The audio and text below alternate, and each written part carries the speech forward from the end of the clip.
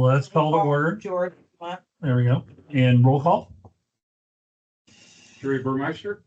Kate Edwards, George Harris. Sandy Butler, Shelby Chef. All right. Has everybody had a chance to read the minutes yes, from August? I know, right? All right, so it was sunny this time when we were here last because it's 6 o'clock. do we have a motion to approve? Motion to approve. I'll second. Everybody in favor? Aye. Aye. Anybody opposed? All right. Old business. What do we got? We have nothing. Nothing. Okay, let's get on to new business then. All right, so JP Hall from Ball State Center for Historic Preservation and his students have been working very, very hard on our inventory update for our National Register this year. So this is a culmination presentation of the work that they've done.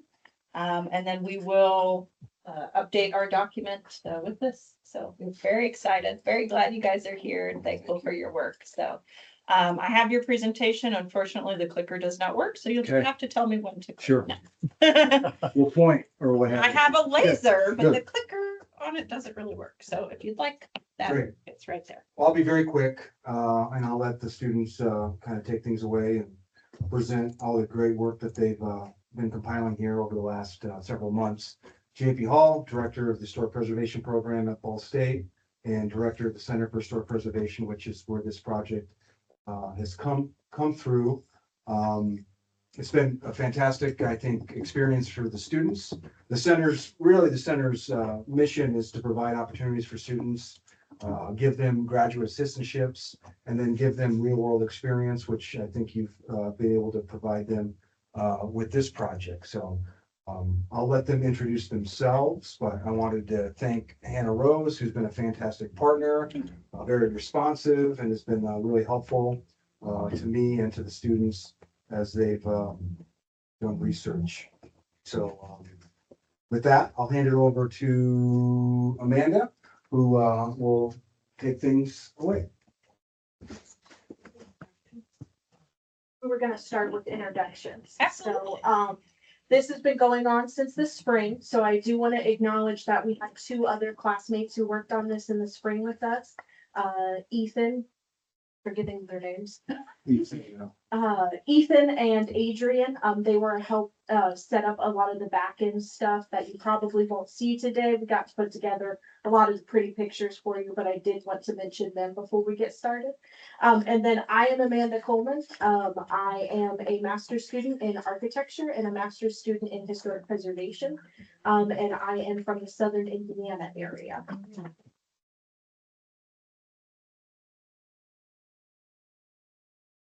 I'm Kayla Prince. I am a master's of historic preservation and I'm from Bakersfield, California. A long way, but it's loving Welcome to it. Are you gonna stay in Indiana? We'll see. Okay. We got an international cohort here too. Oh, Hi, that's me. I'm Nisha Rana Mogar. I'm a master's student in architecture and also doing a certification in historic preservation. And I'm from Nepal. Welcome. I'm Travis. I'm a master's in historic preservation student. I thought I was from pretty far away from America. But obviously not as far as other people. Thank you. Marilyn. And finally, I'm Ashton Locke. I'm a master's of historic preservation student, and I'm from Evansville, Indiana. Been there. Yeah, been there a few times. All right, and we are going to get started with just a short little contents overview. We'll be going over a short introduction, map of the districts, methodology, history, architectural styles, history of outstanding properties, maps, and finally recommendations in our conclusions.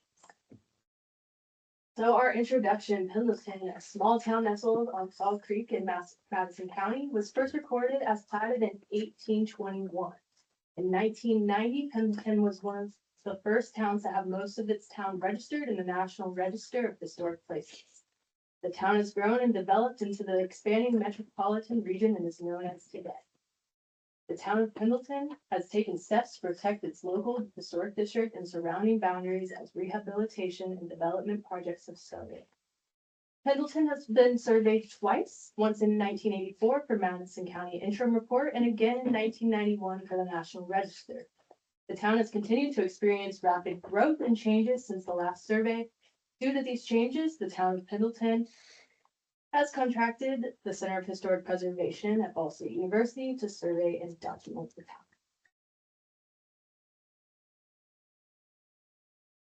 town. The map here shows the boundary of the Pendleton Historic District, which is listed in the National Register of Historic Places, and it is recognized in federal level.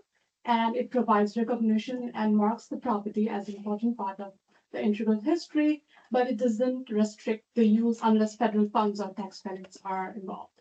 And the red line here shows the local historic district that is overseen by the Historic Preservation Commission of Pendleton, and it establishes local regulation and guidelines to enforce rules that protects and support this historic preservation.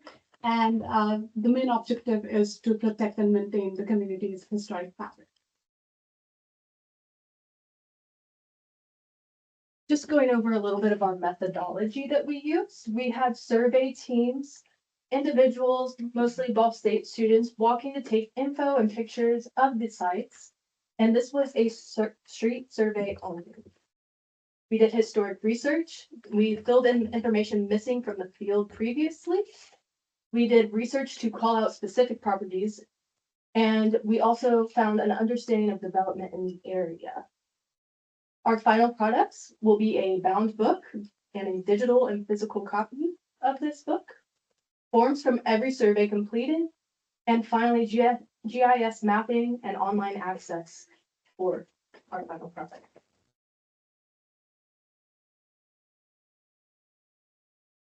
So Pendleton history, early settlement. So in December 1926, December 29th, 1818, the first settler in the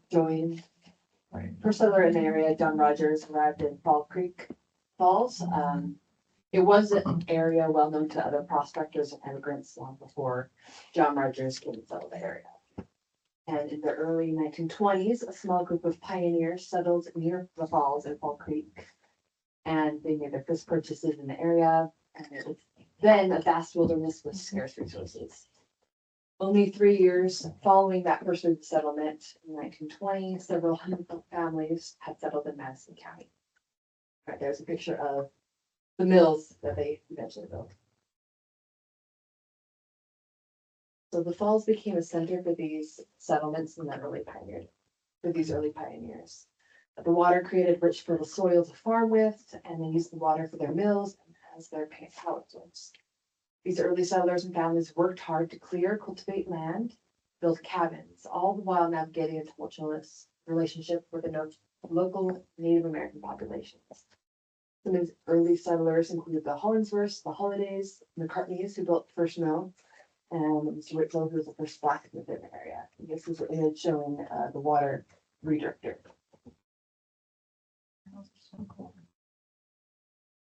So the county was officially organized in 1823. The creation of Civil Township provided a structure for local government and public services. Over the following decades, the population rose steadily from just over 2,000 residents in the early years to an estimated 25,000 by 1874. This reflects both the settlers' efforts and the country's gradual economic development. The town of Pendleton was officially platted in 1830 by Thomas Pendleton. First, he had his property surveyed. He organized the town into plots with lots of streets, and he recorded it with the county. This was the early photo from 1890. The town and the Fall Creek became a junction for many state roads in the 1830s. All these roads were connected at a point near the falls, and that caused lots of traffic in the area to go through the town. This turning point occurred in 1836 when the country seat was moved from Pendleton to Anderson. This was prompted by shifts in population and economic needs, established Anderson as a new center for commerce and government. The construction of public buildings, including the first courthouse, marked the community's commitment to building stable civic infrastructure. Next photo in 1940. As the county evolved, a series of transportation and infrastructure projects ranging from new roads, and mills to the expansion of railroads and telegraph systems helped integrate Madison County with the distinct markets and spurred local industrial growth. In 1850, Bellefontaine Railroad was completed, connecting Indianapolis and Pendleton. And 3 years later, the town of Pendleton was officially incorporated. Also not here, Colonel Nineveh Berry surveyed and added 2 or 3 more additions to the plan. At the same time, the founding of churches, schools, and community organizations played a key role in transforming the region from sparsely populated frontier into a modern community. The first churches and religions in this region were the Methodists at the Protestant Church, formed in 1823, the Quakers, who built their official meeting house in 1836, the United Brethren Church, who established in 1840, and the Universalist Church, established around 1850. First schoolhouse was erected in 1854 under the school law of 1851-82, and later in 1876, 2 brick schoolhouses were erected.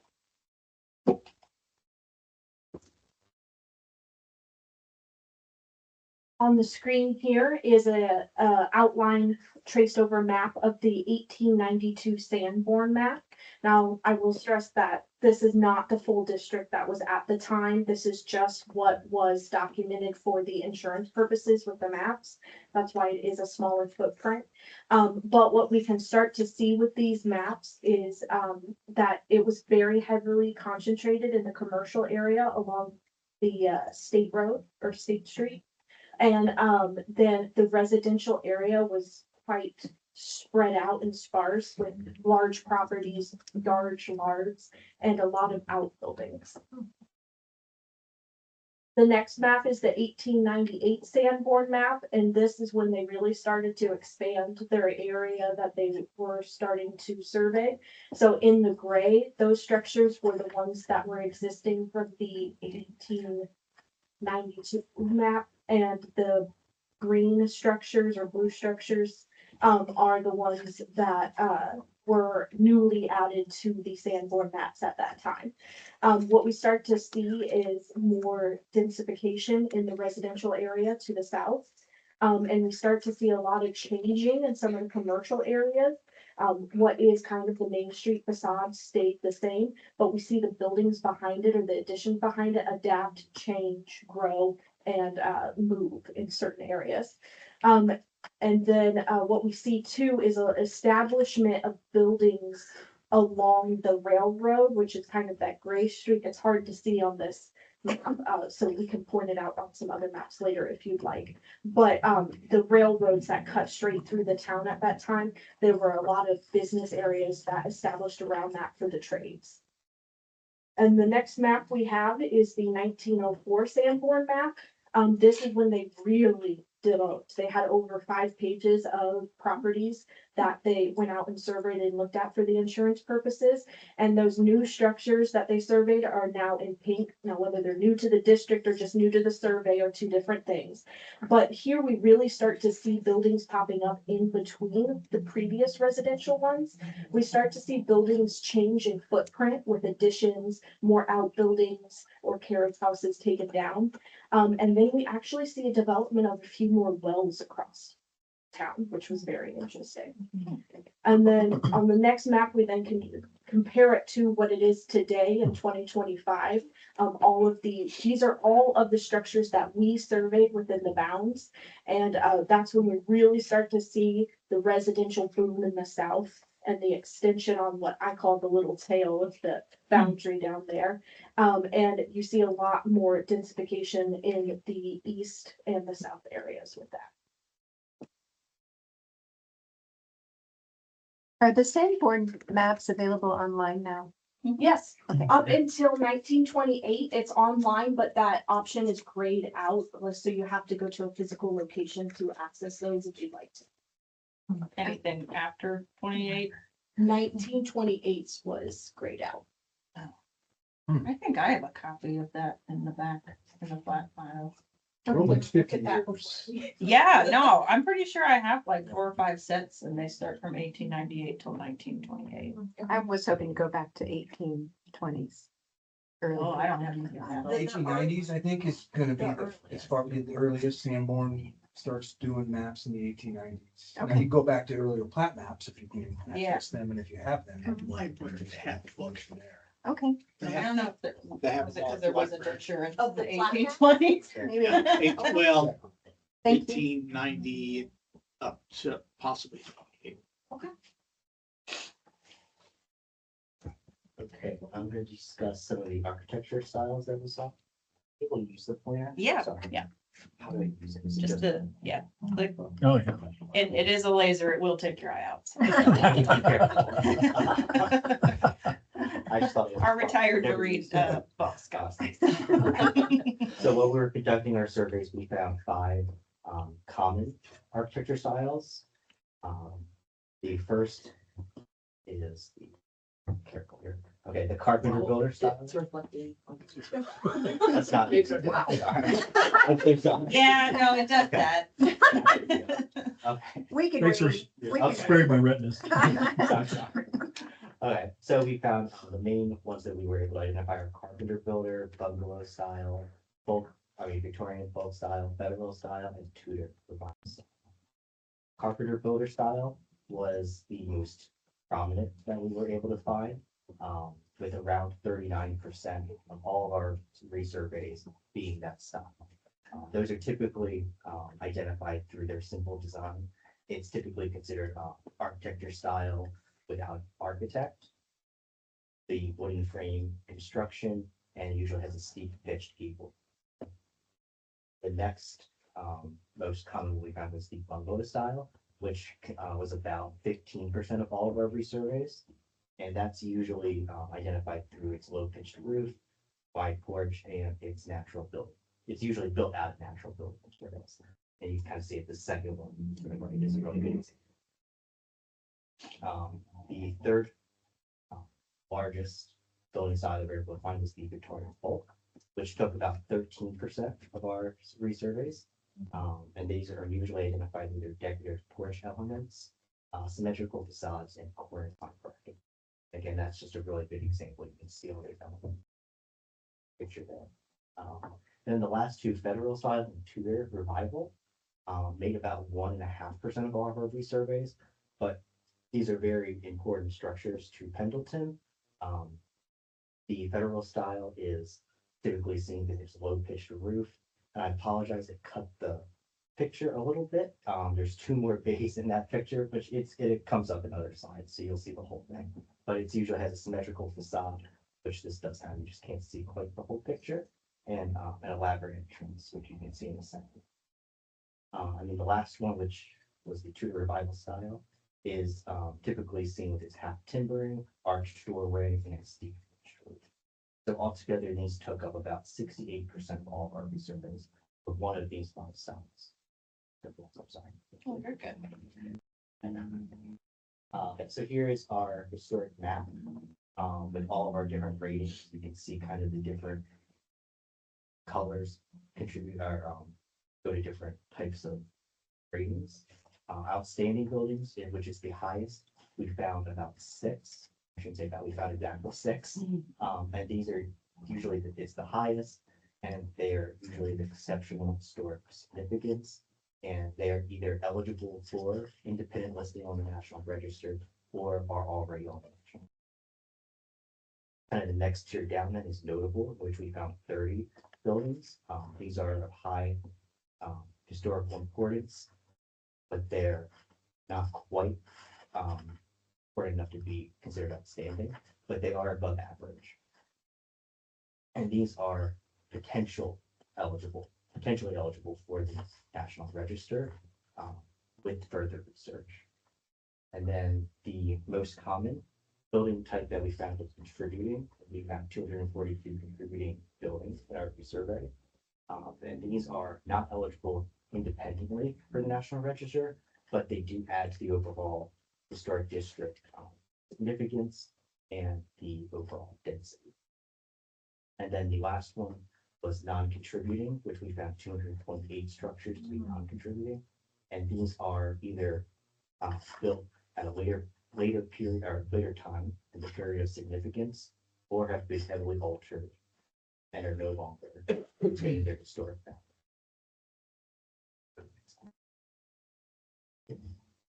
And here's our map. This is all of the standing buildings and features that we were able to identify. There are 5 buildings and 1 historic mark, I think is located at Falls Park. And those are just 4. And here we just wanted to highlight some of the outstanding properties histories. So this is 424 East State Street.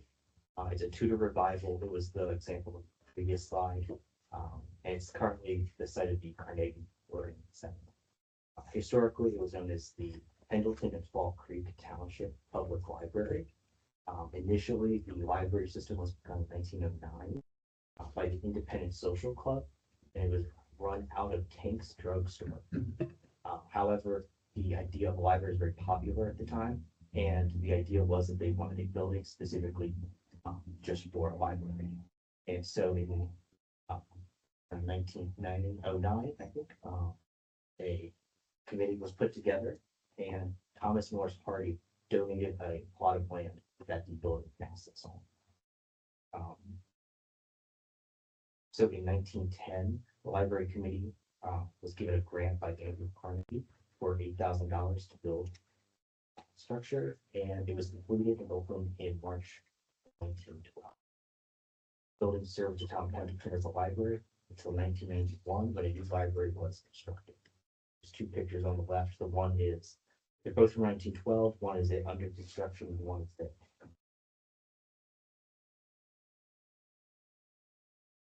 And this is 100 South Main Street. It's also known as the Dr. John Stevenson House on the 1991 National Register nomination. It's a 2.5-story Italianate style brick house. That was built in 1829. There's also a 1-story addition on the left of that picture. You can kind of see that a little addition, and it was built sometime between 1829 to 1892. It appears on the same board now in 1892, so we know it was built between them. So Dr. Stevenson was a prominent figure in Pendleton during the 19th century. He was born in Ohio in 1819, and he attended medical college in Cincinnati. In 1835, he moved here to Pendleton, and he opened his practice out of this building in 1850. He was able to amass a small fortune, working as a physician, but also as a farmer, before he passed away in 1886. The building has then served for a lot of different commercial uses during the 20th century. One of the businesses was Miriam Siley's Insurance Agency during the 1980s. And currently the building is used as the studio space for Fox Hill Studio Share. And then the last property we wanted to highlight was the Falls Park. So it was originally, and for much of Pendleton's history, was the site of a filling center and stone quarry. However, by 1918, the site was being used as a public dump for the town. Not figuratively, like literally. Just to be clear, it sounds a little bit figurative. A local hardware store owner, BF Phipps, proposed to the town board to have the dump turned into a public park so that everyone could enjoy it. In 1920, his request was approved, and the public dump was transformed into a beautiful. Obviously, it has a very long history, over 100 years now, but additions were made to improve the size of it throughout the years. The Fall Creek Cannery at one point donated land, and the town board purchased additional land. And again, like I said, it's a long history, so there's been a lot of improvements and changes to the park throughout the years, but I wanted to highlight a couple.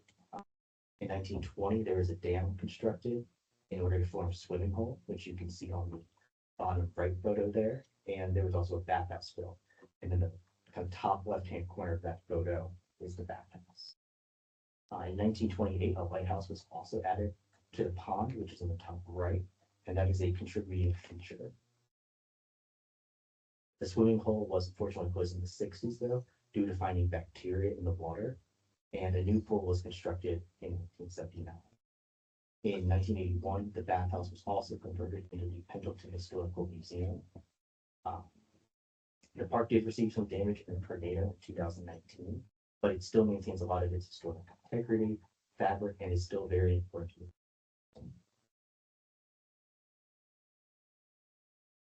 Here's our map of notable buildings with a couple highlighted there. As I said before, we found 30 that were considered notable, and they are marked on the map there in the pink.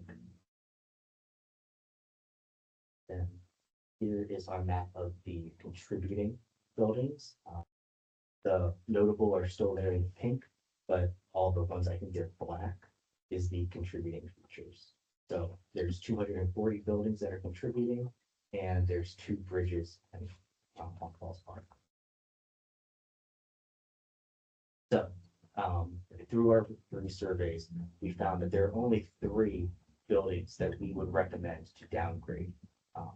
And we recommend these due to changes to the historic character and also kind of defining features of the buildings. So the first one is 130 Adams Street, kind of on the top upper left-hand side.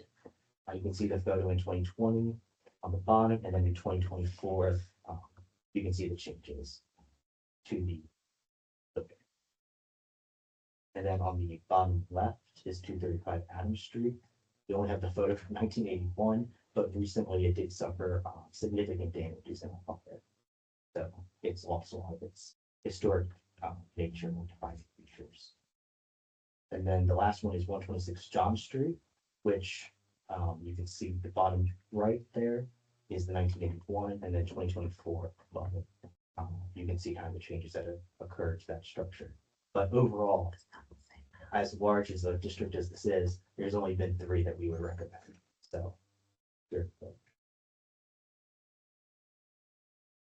and then here are notable buildings that we recommend to consider upgrading to outstanding through additional research.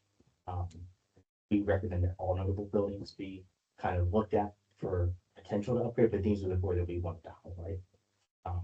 137 West State Street, that's a really great Art Deco building, currently serves as the post office for Pendleton. The bottom left there is 320 South Broadway, which is a carpenter builder house. It's the most prominent house in Pendleton, or through our surveys. And it just has a lot of really great character defining features, and it's a really good exhibit one. And then the same kind of the top right there, 457 East State Street, is a bungalow house, the second most common that we were able to identify. And that's just a really good example, has a lot of its original features and has a lot of historic integrity. And then the last one on the bottom right there, 236 East State Street.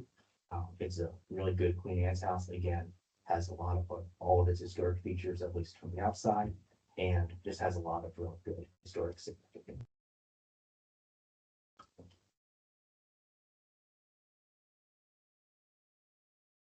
The map here presents the building use of the property inside the Pendleton Historic District. And we found 456 residential buildings, 66 commercial buildings, 5 institutional buildings, and 7 mixed use. And what we can see from here is that we need to involve the homeowner in order to preserve the overall historic district. This map shows the historic integrity of the properties inside the district, and integrity conveys the significance of a property and is based on aspects such as location, design, setting, materials, workmanship, feeling, and association. And based on that, we have 3 categories: high integrity, which is properties that retain the essential historic character and materials from their period of significance. And we found 165 high integrity buildings in the district. The second one is the medium integrity, and it is the property that retains sufficient historic character but has experienced minor or often reversible alterations to the exterior with compatible replacement of materials. And there are 268 medium integrity buildings. The third one is the low integrity buildings, and these are the properties that have suffered major irreversible alterations. And there are 92 low integrity buildings, and 29 of these 92 are contributing. So it is prone to a reclassification to non-contributing status. This map shows the building condition. So if it's in an excellent building, it's in the best condition. It's either new or recently renovated, and there are 145 excellent buildings. Second is the good. So it's in a good repair, but it requires very minimal maintenance, and there are 259 good condition buildings. The third one is the fair. So it's building that's serviceable, but it likely needs routine or minor repairs soon. And there are 100 fair condition buildings. Fourth one is the poor. These are the buildings that shows significant deterioration and require substantial repairs. And there are 15 poor condition buildings. And the fifth one is the ruins. And these are the buildings that are beyond repair, and they are at the potential risk for demolition. And there are 4 buildings that are in this condition. And using this data, we can prioritize the buildings that needs to be renovated or rehabilitated soon.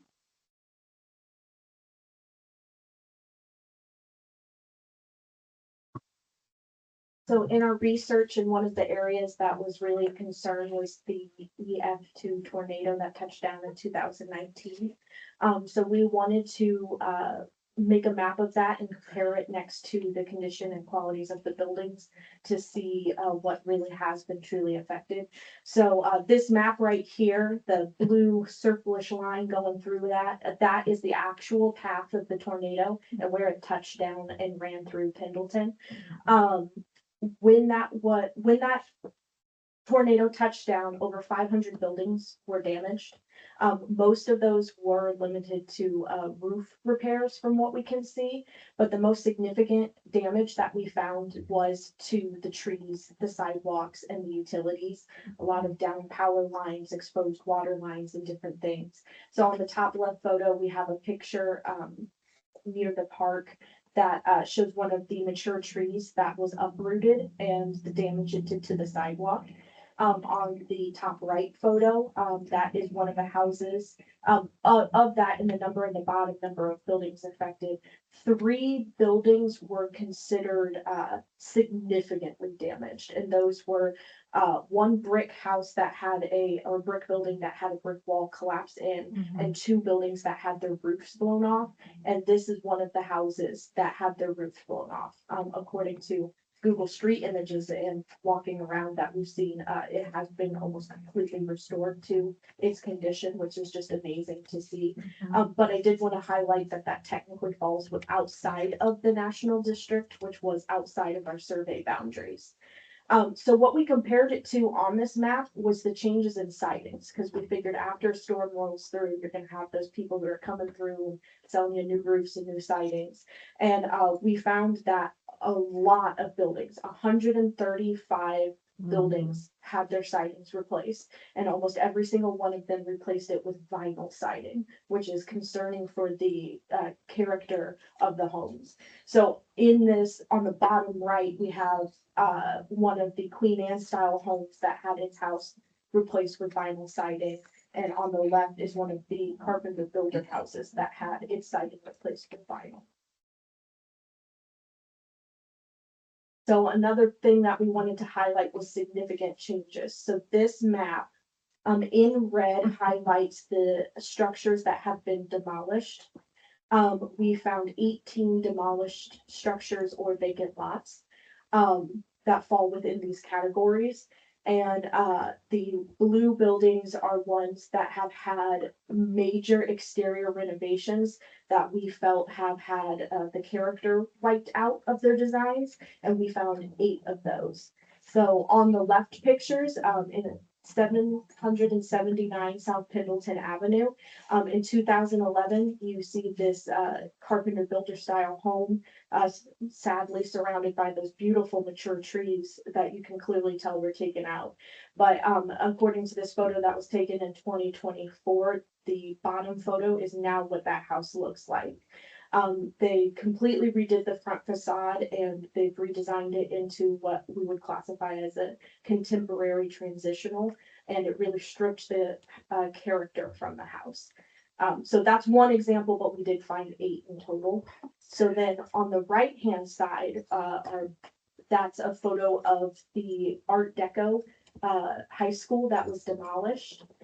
It was demolished in 2014. And it was such a funny thing with that border line of where it falls within the district. It really cuts just around that. But we feel that it was a valuable asset to the town and to the district. So we wanted to highlight that. So we have the 1981 photo at the top. And then the 2024 photo of the parking lot that now stands in this place. And that makes us sick. Yeah. The town was really upset about that. Lots of money was spent to save that, and we lost Yeah. It is such a shame. It was a beautiful building. inside and out. Yeah. I told him not to bring it up. He says it every chance he gets. Don't let him fool you. All right, and then here we have some of our recommendations and conclusions that we've found after this survey. So after surveying Pendleton, spending time in the town and researching its history, the findings indicate that the historic district remains in strong overall condition. However, several concerns have surfaced that should be addressed to ensure long-term preservation. More than 130 buildings had their siding replaced with vinyl, material inconsistent with the district's historic character. To better protect the town from additional incompatible alterations, expanding the local historic district is recommended. Currently, the local boundaries cover primarily commercial areas, while most of the National Register district consists of residential properties. Including more residential areas within the local district would allow for clear standards and preservation policies to safeguard historic structures. The survey also revealed a low number of buildings classified as outstanding. Reassessing existing notable structures may help identify candidates worthy of elevation to the outstanding category. Additionally, numerous properties were found to be in poor or ruinous condition. These buildings should be prioritized for rehabilitation, funding, and preservation support. Several structures are in danger of losing their contributing status and may benefit from further review to determine whether reclassification is appropriate. In conclusion, while Pendleton's historic district remains largely intact, strategic action is needed to sustain and strengthen its preservation efforts. Expanding the local district, reassessing building classifications, and prioritizing at-risk structures will help ensure that the town's architectural heritage continues to be protected to generations. Thank you.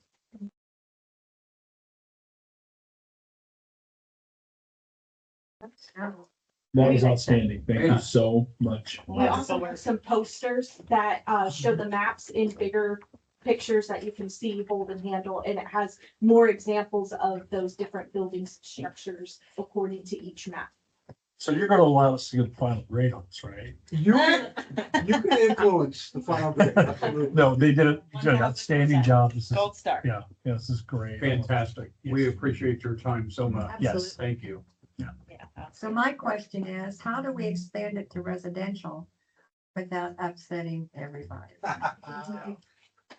So I You have a have, strategy for that. Right, they have a smoking gun for that, right? It's a question, yeah. It is indeed. we have one idea, Hannah Rose and I have been working on, is that houses within the National Register, that we would put our homes under the HPC so that future residents or future owners of the building, they would protect the building, because everything for that would have to go through the HPC. We think that might work, but we haven't got all through that. Have you ever heard about doing something like that, where Sure. homeowners just say, I want to be under the HPC? It'd be a single site listing, and you could strategically include individual houses under your guys' purview. Absolutely.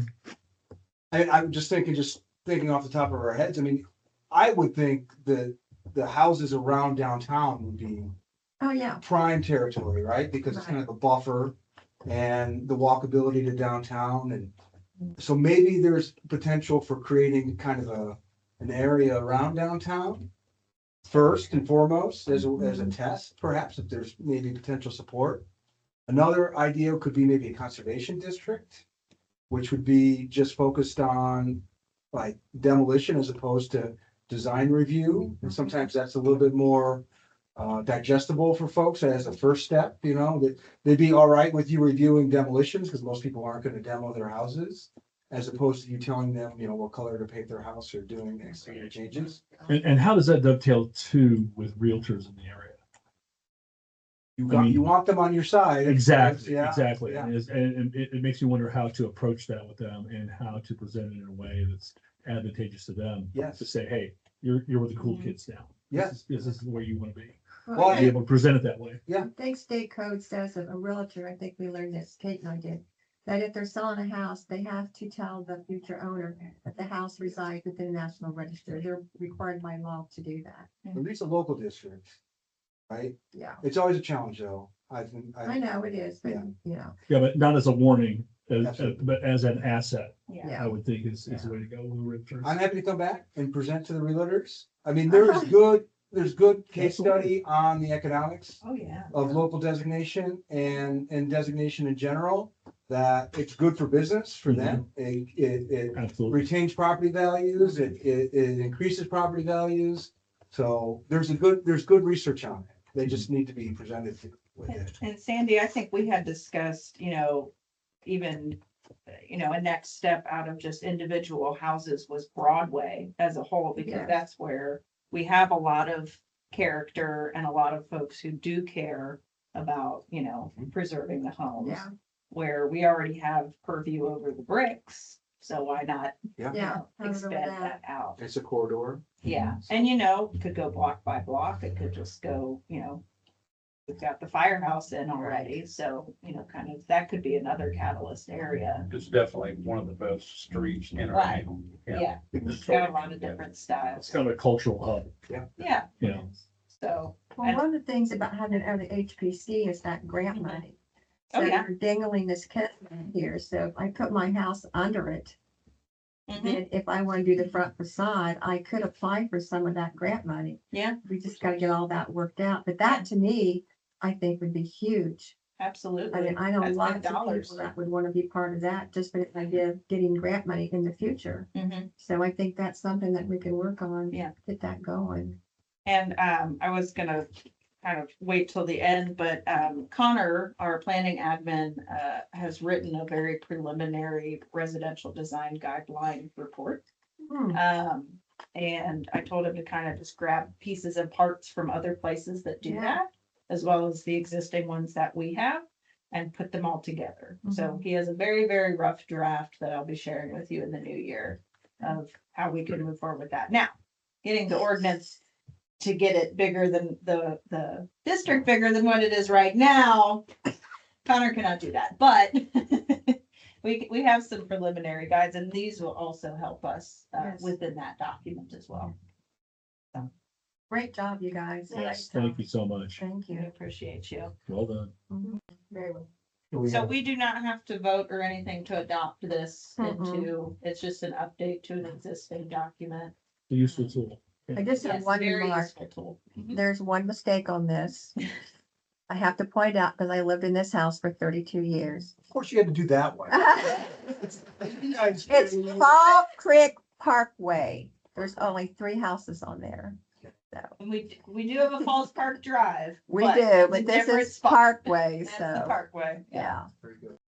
So Thank you. we will package everything, so there will be a form, just like you have in front of you, for every single structure within the district.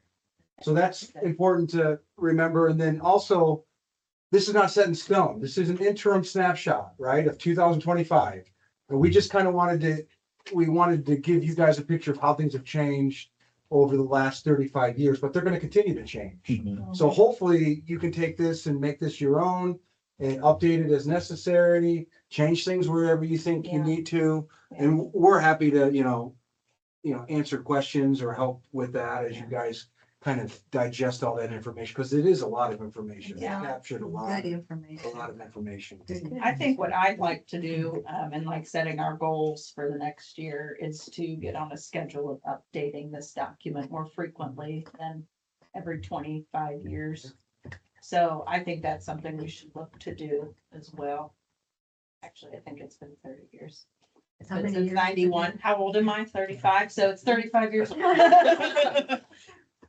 So I think that would be a good goal for us. We'll receive an email of this package and presentation. Yeah. I will distribute that to you. We'll package everything, PowerPoint, the reports themselves, everything else that we've gathered along the way, maps. And then, yeah, we'll make sure Hannah Rose gets that and she can share with you Yeah. guys, and it's We- a lot. Are we allowed to share this on our webpage? Because it's It still is yours to do whatever you guys. Okay, Right.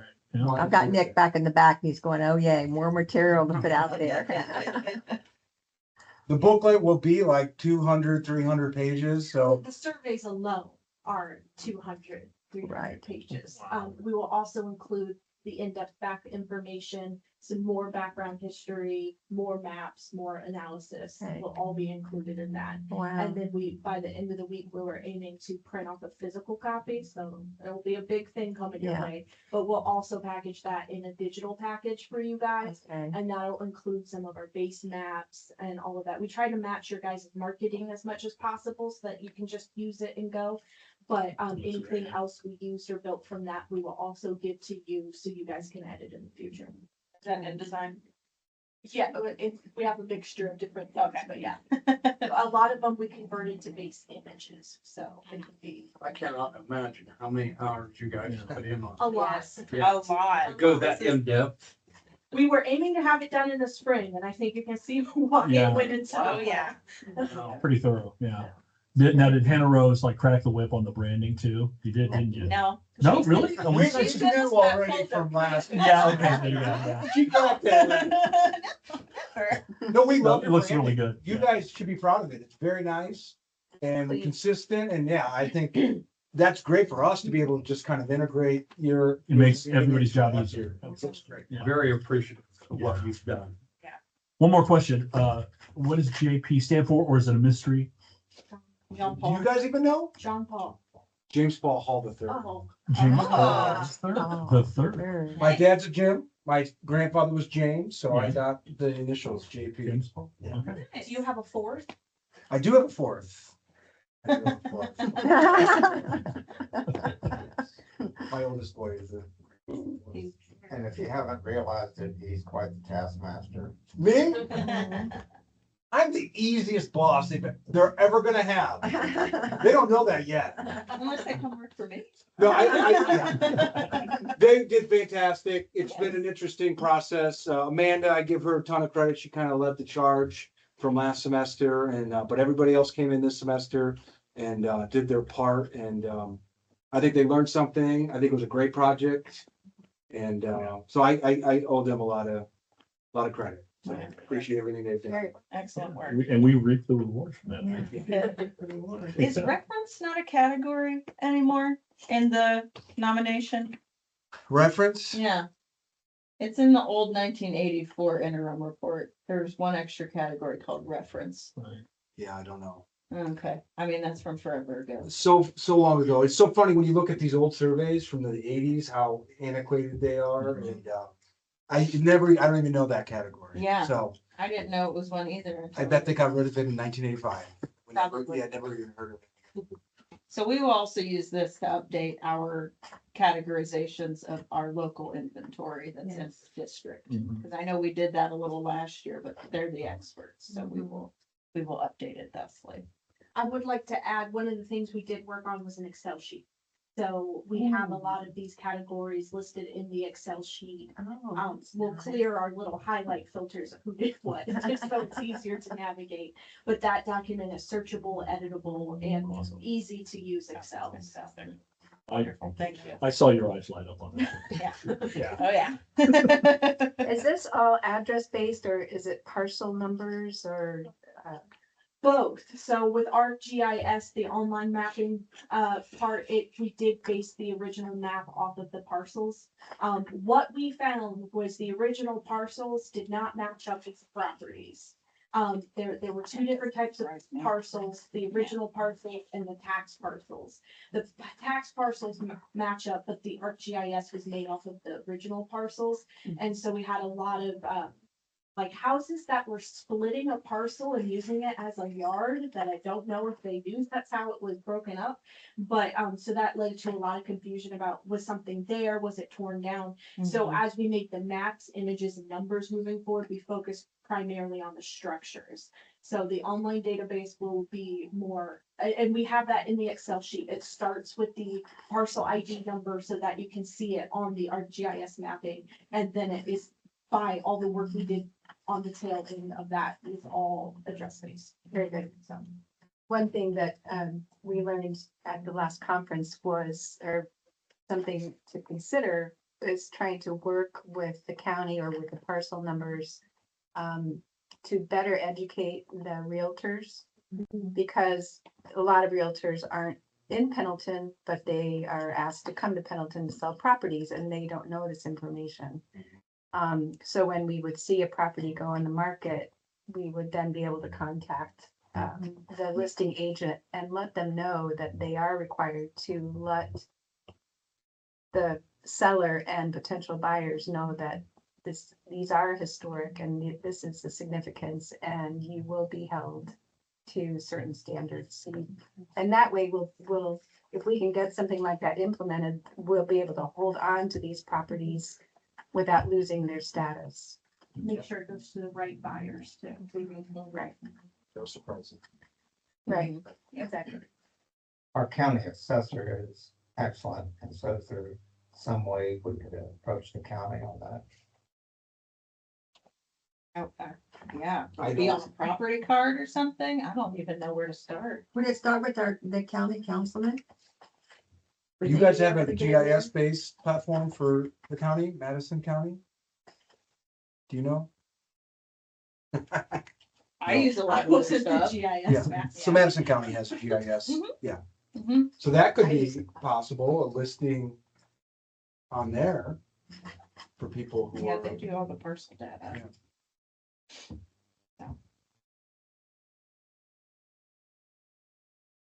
We're here for you. We're not going anywhere. Okay, Awesome, so if fantastic. there's questions that arise moving forward in the new year, let us know. We're right down the street. I just picked up a big van and drove them all here tonight. It went well, Good. but we're happy to come back and partner with you guys in any way that we can. You guys have been great partners, so. Yeah, as of you, we really appreciate it. We might stick around because I want to get photos with them and maybe Absolutely. all of you guys afterwards. And And of course, we have some places to go to after, if you want to the stable. Yeah, Okay, absolutely. okay. No, they're old enough. Are you all enough? Well, they're all. I think they're all everybody's. nice. Yeah. Right. The only other thing I have for you. Oh, yes. Oh, yes. Are we ready? So mine, I think yes. so. Okay, we have a COA and grant application, from Kate and Reggie. And this is for, replacing, repairing inappropriate and rotted materials. Upper lower porches, these both face Northwest Drive, which is really just a glorified alley. But it will include siding, floorboards, joists, and then 2 doors. As well as railings, correct? We don't have railings, but no architectural changes. So, Kate and Reggie are both here, but I think you all can tell it is pretty rotten.